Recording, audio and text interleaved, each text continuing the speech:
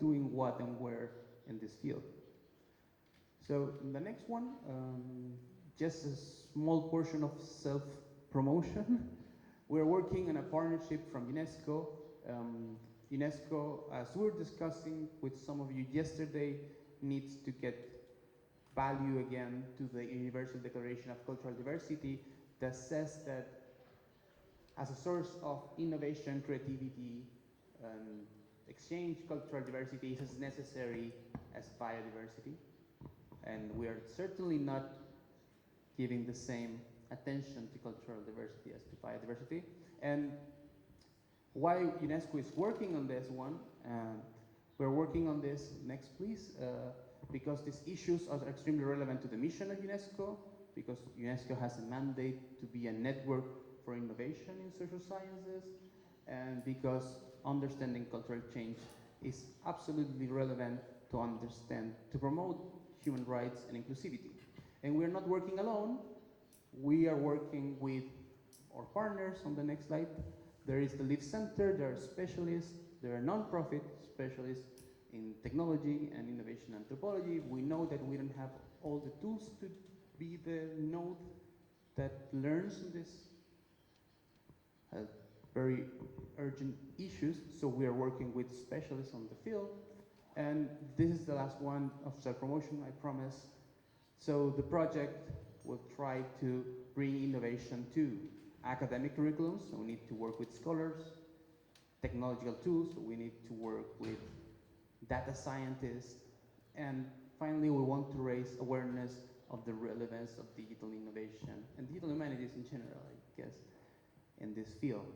So there's an open invitation if you want to talk later about it, because we are just starting the project and we really want this to be a collaboration in these three work streams. That's it for me. Thank you very much.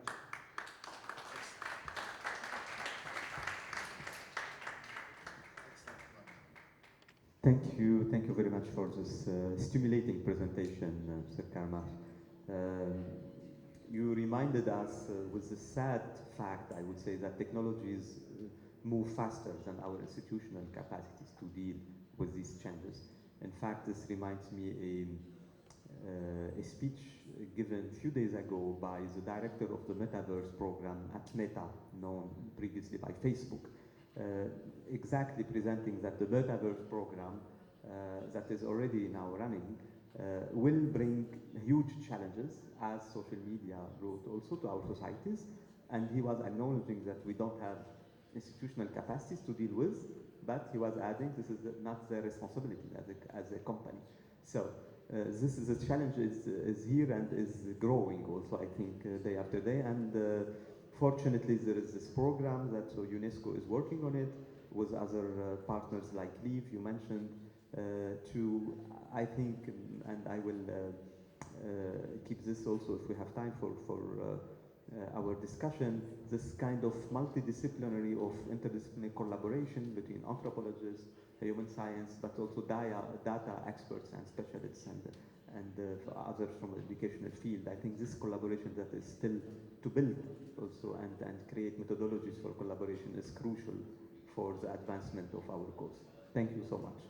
So now we will move for the first presentation with Dr. Laila Ahmad Halmi.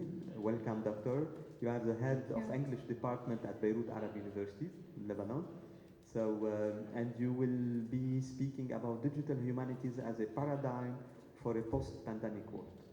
So, the floor is yours. Thank you. Thank you. A very good morning to you all. And I am actually from Alexandria in Egypt. Have been living for quite some time with my husband here in Lebanon, and yes, I'm from Beirut Arab University, and it's more than a pleasure to be here today, especially to discuss this kind of topic. Mr. Juan, you just reminded me that a few days ago, my students, we were discussing social media platforms, and they kept talking about TikTok and things like that, and then I told them, what about Facebook? And the weirdest reaction was, but doctor, Facebook is old-fashioned.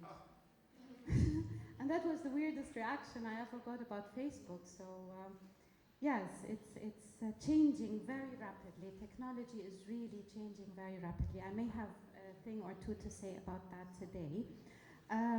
My talk today is Digital Humanities, a new paradigm for a post-pandemic world, in which I intend to walk you very quickly through some of the vast potential that is open to us as humanities scholars.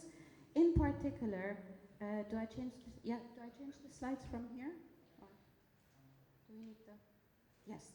Especially in a post-pandemic world, I allowed myself to borrow your cover. When we have all, one way or another, to one degree or another, gone online. When it comes to humanities, please meet STEM. Unfortunately, the reaction is usually, the humanities are dead.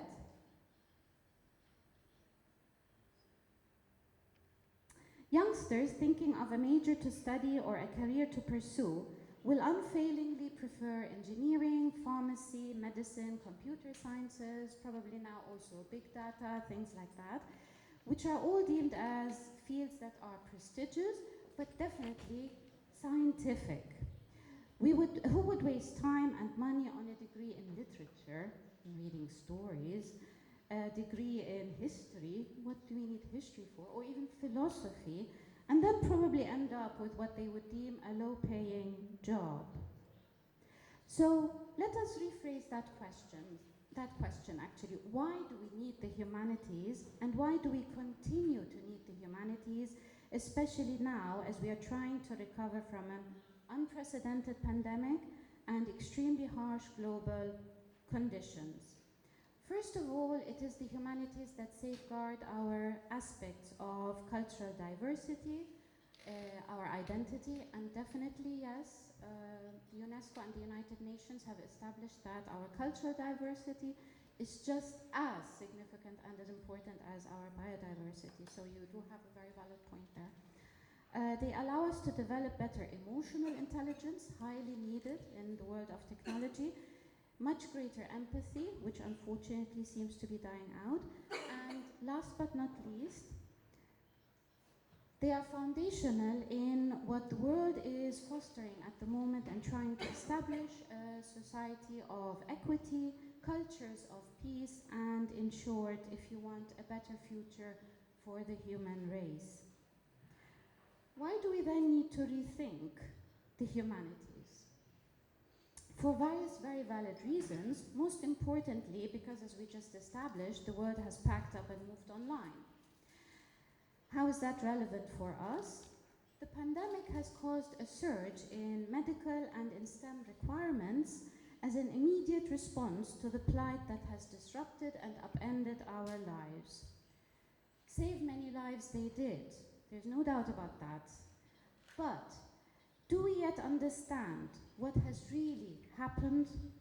The impact of the pandemic has yet to be explored, not in terms of economic figures and death rates, which are at our fingertips anyways if we surf or if we Google it, but rather in historical, in philosophical, in cultural, in psychological, in sociological, in anthropological, but definitely also in linguistic terms, and we'll have a say about that hopefully tomorrow.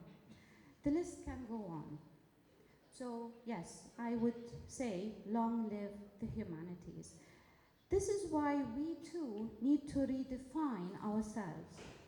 We need to pack up and move from the merely textual to the multimodal. We need to dare step out of our ivory tower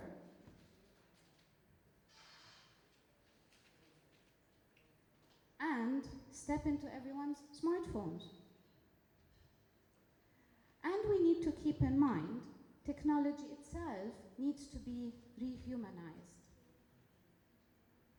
This need to reinstate our humanity and reassert it in a world dominated by the virtual and the technological has motivated a group of collaborators, and according to them on their website, they are not the first, to launch what they call the, no, can we go back one please? Yes, the HX project, or the Human Experience Project. Their aim is at making our relationship to technology better and more equitable, and definitely they highlight the need to help us in our struggle to develop healthy relationships with technology which is growing. This is a need that is really growing. The humanities, I am certain, will play a major role in this. And they will play a major role to empower us to come to grips with the new realities of a post-pandemic online virtual world. In purely practical terms, and given the tight budgets allocated to the humanities, which are bound to shrink further now, we need to bring the humanities back into the focus of academic study and research. This will not only trigger fresh interest, but will also enable us as researchers and scholars to ask and explore big, messy, and often difficult large-scale questions, the answers to which may actually hold the key to the survival of the field, but also to our survival as human beings. For a better understanding of a rapidly changing world and realities, the accompanying shift in human perception, attitudes, behaviors is vital for the survival of our humanity. But we also need innovative ways to communicate our work to the world, a new academic, if you want, language and channels to interact with the public. How can we do that? Allow me to propose to you digital humanities, a relatively recent field that is rapidly gaining ground, asserting itself in new fascinating ways. We're all already using computers and the internet in our scholarly work, but we remain somehow isolated islands, unfortunately. Digital scholarship is much more than just using a word processor